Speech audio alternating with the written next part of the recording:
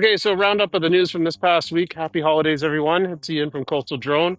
I'm out visiting family right now, so we're doing this on the road on the fly. The DJI Flip, we've seen some more rumors and more images come out about it. If you hadn't heard about it already, the DJI Flip is a potential folding drone. It looks to use like a Mavic Mini style camera and also to use LiDAR for obstacle avoidance. Expect to see more coming pretty soon. It looks like there's already been a Fly More kit leaked, so that's probably what we're seeing this week. So far, specification-wise, it looks like it's going to have less than 250 grams of total takeoff weight, meaning that you won't have to register it in the USA, and in Canada, you won't need a drone pilot certificate in order to fly it, because it's a micro drone. Like I said, it's probably got the same camera as a DJI Mini 4 Pro, and it's going to be a bit better image quality than something like the DJI Neo that we're using right now. So far, specs-wise, it looks like it's going to have 31 minutes of flight time, which is a huge improvement because, again, the Neo's only got about 12 minutes. AI subject tracking is also something that's going to be on the list, and compatibility with the DJI RC2, which is the smart controller. So by the looks of it, it's shaping up to be a bigger and better version of the Neo. It's going to have folding props, but they're going to be fully enclosed in guards again. And it also looks like the Flymore combo is going to be the same bag that the Avata 2 came in, meaning it's going to be actually pretty good for portability and have some good flexibility in it.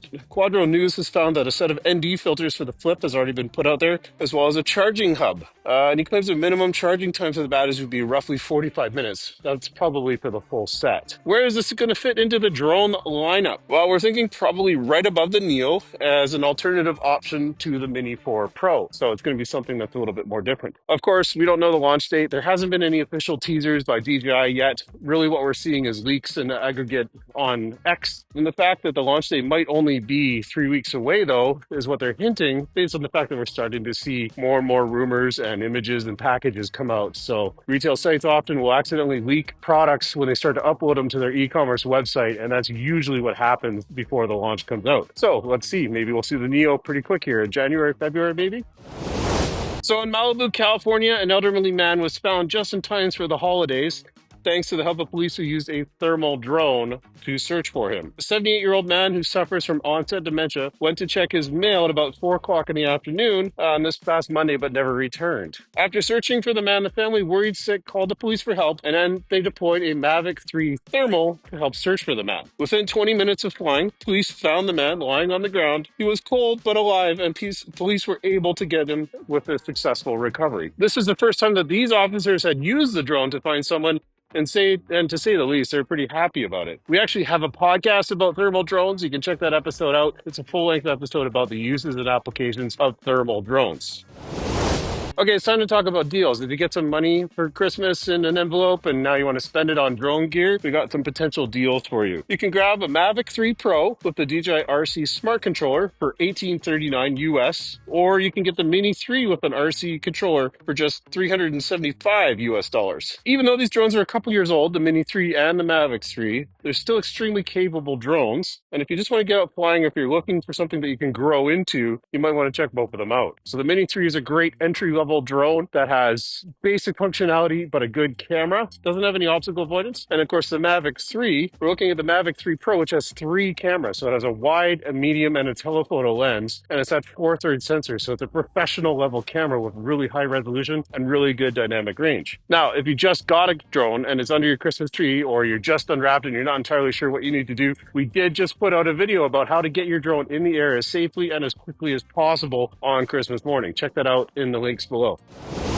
So today's episode is brought to you by Coastal Drone Co. That's us, your trusted resource for drone training and certification in Canada. Now until the end of the year, save 20% on all of our online courses using the code BOXING24 at coastaldrone.co. If you're eyeing a new drone this holiday season, now's the perfect time to level up your skills. Our discounted courses will help you master your new gear and take your flying to the next level. Act fast because you don't want to miss out on this deal.